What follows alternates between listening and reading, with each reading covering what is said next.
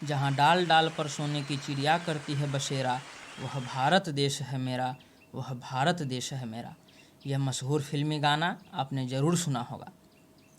इसमें अपने देश को सोने की चिड़िया कहा गया है। किसी समय सचमुच भारत सोने की चिड़िया ही था। यहाँ दूध और दही की नदियाँ बहती थी। सोने, चांदी, हीरे, जवाहरात आदि चीज़ों की बहुतायत थी। रेशमी कपड़े, मलमल, लोइयाँ, कीम ख्वाब और जारा दोजी की कलाकारी वाले वस्त्र, इत्र, फुलेल, दवाएं और हाथी दांत की चीज़ें हमारे यहाँ आज से हजारों वर्ष पहले प्रचलित थी। हमारे यहाँ आज से 5000 साल पहले मोहनजोदारो और हड़प्पा जैसे विकसित नगर थे। चीन, जापान, श्रीलंका, सियाम आदि देशों में आज जो बौद्ध धर्म सबसे ज़्यादा फैला हुआ है, वह हमारे यहाँ से हजारों साल पहले वहाँ गया था।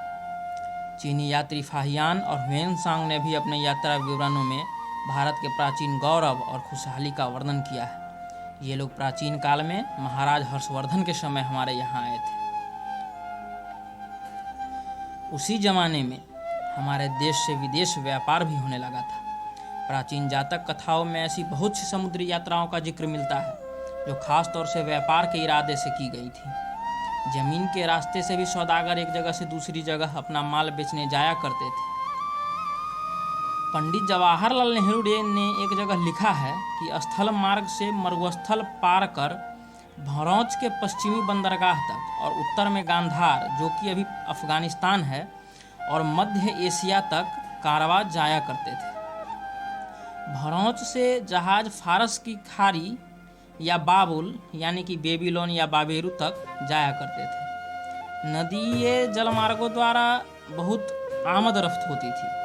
जातकों के अनुसार बनारस, पटना, चंपा यानी कि भागलपुर तथा दूसरे स्थानों से समुद्र को बेरे जाते थे और वहां से दक्षिणी बंदरगाहों श्रीलंका और मलय तक जाया करते थे। पुरानी तमिल कविताएं दक्षिण में कावेरी नदी पर कावेरी पत्तनम के समृद्ध बंदरगाह की कहानी सुनाती है।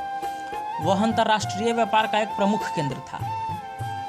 ये जहाज पर्याप्त बड़े होते थे। जातकों में बतलाया गया है कि एक जहाज में सैकड़ों व्यापारी और समुद्र पार के यात्री यात्रा करते थे।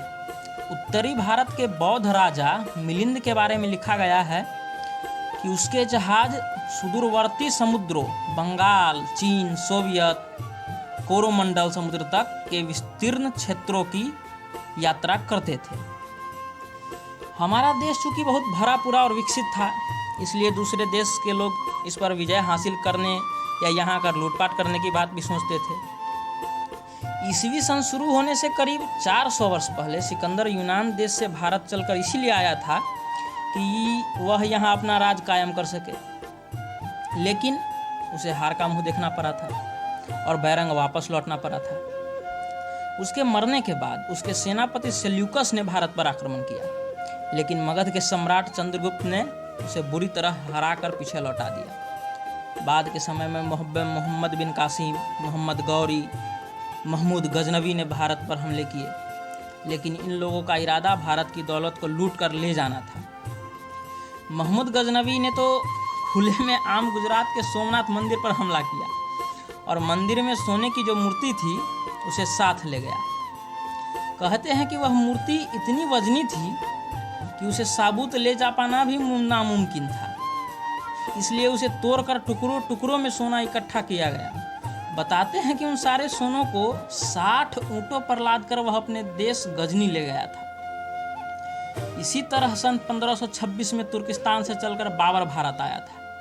वह तो भारत में ही बसकर यहाँ हुकूमत करने के इरादे से आया था। इसीलिए पानीपत के मैदान में दिल्ली के बादशाह इब्राहिम लोदी के साथ उसकी जंग हुई। इसमें लोदी हारा और दिल्ली की गद्दी पर बाबर का कब्जा हो गया। इसी तरह भारत में मुगल हुकूमत की नींव पड़ी। बाद में चलकर इसी मुग़ल हुकूमत ने भारत को अकबर, जहांगीर, शाहजहां और औरंगजेब जैसे शासक दिए, दारा शिकोह जैसा विद्वान और बहादुर शाह जफर जैसा शायर भी दिया। भारत की समृद्धि और बेतहाशा धन दौलत यूरोप के उन देशों के लोगों को भी बुरी तरह बेचैन किए हुए थी जहां से भारत आने का रास्ता समुद्र से होकर था।